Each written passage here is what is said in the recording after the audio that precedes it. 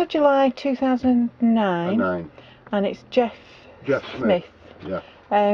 Could you tell me a bit about how you got into woodwork, Jeff? Yeah. I've always been interested in woodwork. Not particularly wood turning, but when my dad died, he was an engineer, and he'd got a partly built lathe in his cellar, and I rescued it. It weren't finished, and I decided to make it into a wood turning lathe.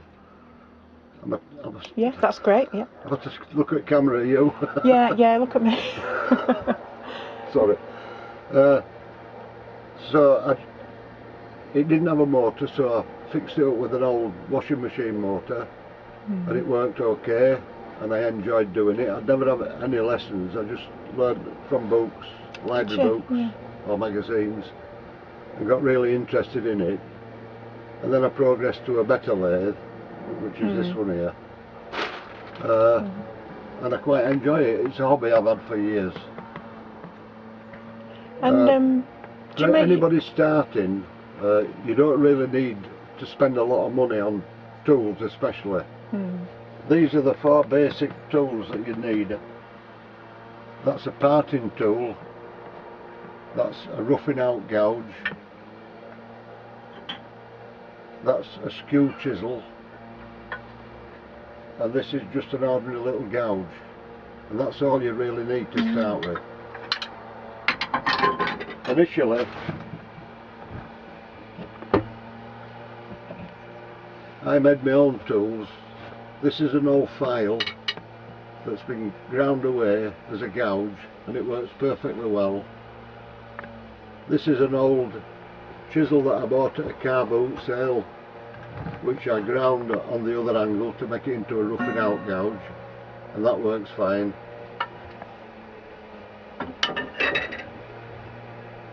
And also you can make scrapers out of old, that's good, scrapers out of old files to any design that you want, and they're quite safe to use and easy to use. A lot of people say there's a danger of them shattering with it being high carbon steel, but I've never had any problem at all. And you can make any amount of them. And did you make those yourself? Yeah. You did, yeah. An old file from a car boot sale, 10 pence, yeah, and you've got a nice tool. You know great, what I mean? So great. That's it basically.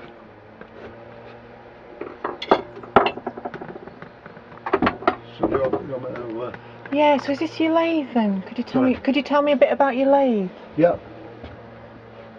I won't try not to get footed up, huh?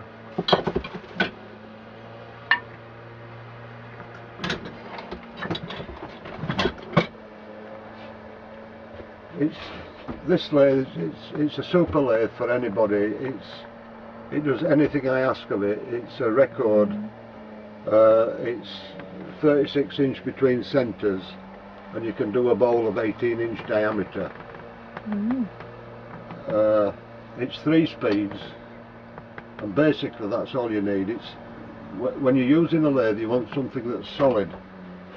Like this, it's on a metal bed that I rescued part of this from a machine in the weaving mill. It's cast iron and it's solid, and that's what you need in a lathe. So how does it work then? Just do you want me to put something in? Yeah. Am I talking sense? You are, it's brilliant, it's really good, yeah. So I might just do it and you... Yeah. Just one thing. I always say to anybody starting, it's a good idea to buy some cheap softwood.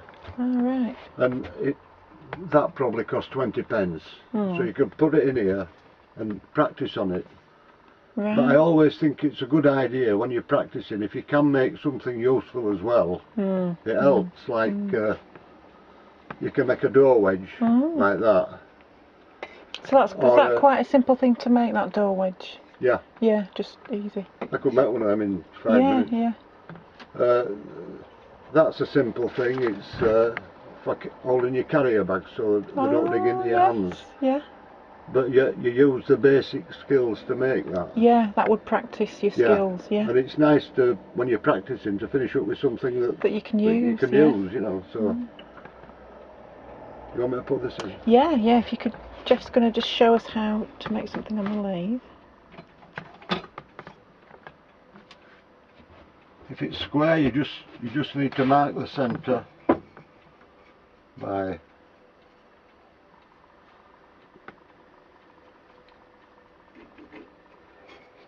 from corner to corner, like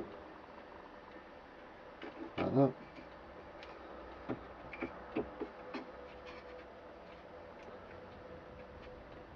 And do you spend a lot of time in here then, Jeff, in your shed? Yeah. Yeah. I call it my sulking shed. Yeah, it gets me out of the way of my wife. Plus on an evening I like listening to radio. So do you come here on an evening, put the radio on and just... Yeah, lovely. A bit sad, isn't it, really? No, it sounds nice actually. Excuse me. Do you find it relaxing then? Oh yeah. Yeah. This is a hobby. I've always worked in a weaving mill, and when I used to come home on an evening or a weekend, this was such a complete change to what I was doing at work. Yeah. And now I'm retired, I can just come out here when I want. Yeah, and just. And I love it. I just love doing it. Oh, great.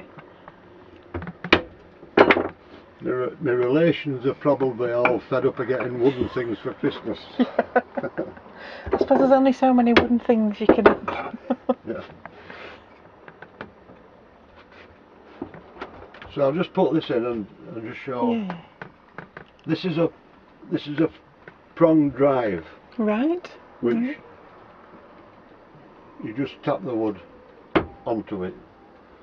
Bring the tailstock up to the other hole, and then just tighten it up.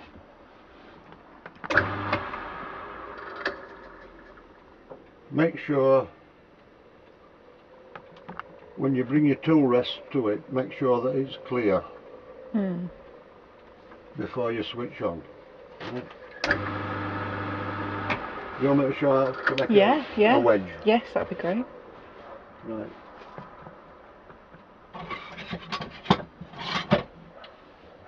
To make a wedge, you have to make two actually. Make two together. So I'm going to make this turn piece at this end. If I took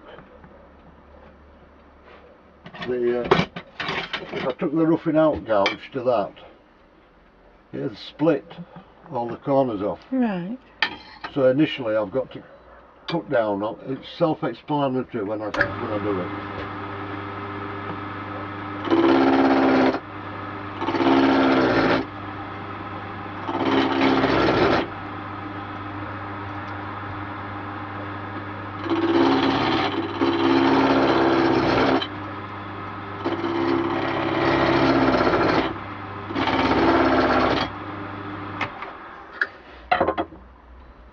Just cut that down. I'll have to go further so that I get past all the flat pieces. I'll have to turn it off.